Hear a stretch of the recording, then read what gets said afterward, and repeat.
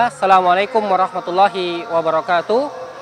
Alhamdulillahilladzi rafa'a man arada bihi khairan bil ilmi wal iman wa qadala mu'ridina anil huda wa irdihim likulli halakin wa hawanin. Asyhadu an la ilaha illallah wahdahu la syarikalah wa asyhadu anna Muhammadan abduhu wa rasuluhu la nabiyya ba'da wa ala alihi wa ashabihi wa man ittaba'ahum bi ihsan madda zaman amma ba'du. Alhamdulillah, di kesempatan kedua ini kita masih berjumpa kembali, dan hari ini kita masih berbincang tentang Ramadan. Ketika kita bicarakan tentang Ramadan, maka tidak hanya Quran.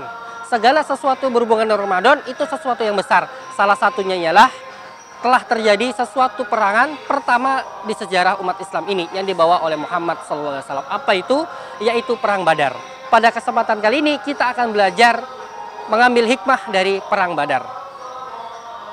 Yang pertama ialah kita ketahui bagaimana jumlah kaum muslimin pada waktu itu. Perang Badar ini Rasulullah SAW dan dengan pasukannya jumlahnya hanya sekitar 300-an orang. Sedangkan musuh yang dihadapin itu sekitar 1000. Kejadian ini begitu luar biasa. Rasulullah SAW tak henti-hentinya berdoa, memohon kepada Allah untuk diberikan kemenangan. Salah satu doanya ialah Allahumma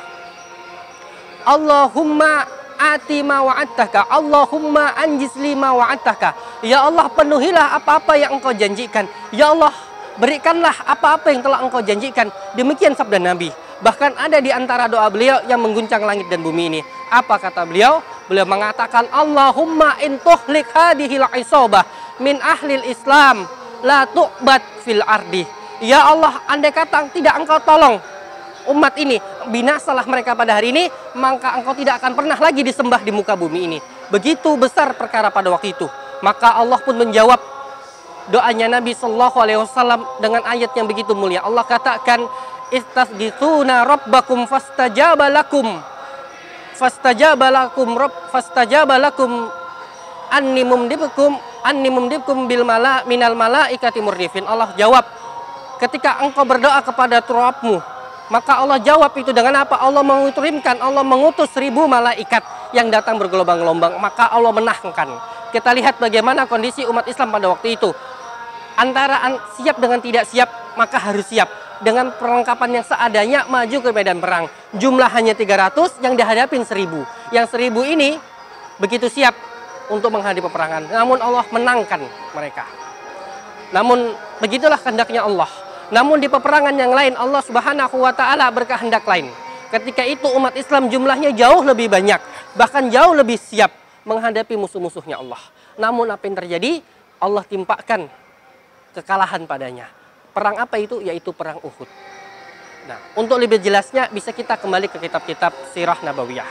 Tapi kita ambil pelajaran yang begitu luar biasa dari dua peperangan ini. Yang pertama, kita lihat Perang Badar. Jumlahnya sedikit, persiapannya tidak maksimal. Namun Allah berikan kemenangan padanya. Yang kedua ini, jumlahnya banyak, persiapannya maksimal, namun tidak mendapatkan kemenangan dari Allah Subhanahu wa Ta'ala. Apa sebabnya? Ternyata sejarah mengatakan yang jumlahnya 300 ini begitu taat terhadap perintah Rasulullah SAW. Oleh karena itu Allah berikan kemenangan. Sedangkan 1000 ini tidak taat kepada guna Nabi. Kenapa? Karena Rasulullah katakan, apapun yang terjadi, wahai para pemanah, jangan turun. Namun pada waktu itu, melihat sesuatu, akhirnya apa? Para pemanah ini turun, meninggalkan perintahnya Nabi SAW. Maka tidak mendapatkan kemenangan. Dari sini kita ambil pelajaran, kalau kita mau menang, kita mau sukses, syaratnya satu. Apa itu? Mengikuti perintahnya Nabi SAW. Jangan bangkang perintahnya. Ibaratnya pelajaran matematika, kemenangan, kesuksesan itu sederajat dengan ketaatan. Misalnya kita bikin garis X dan Y. Semakin kita taat kepada Allah, ketaatan kita naik ke atas, maka semakin dekat pula kita dengan namanya kesuksesan. Tapi kalau kita tidak taat, maka garisnya pun turun. Maka kita mendekati yang namanya kegagalan. Maka jadikan Ramadan ini menjadi Ramadan yang penuh dengan ketaatan. Agar apa? Agar kita mendapatkan kemenangan di dalamnya. Mungkin itu yang dapat kami sampaikan. Kurang lebih mohon maaf. Wassalamualaikum warahmatullahi wabarakatuh.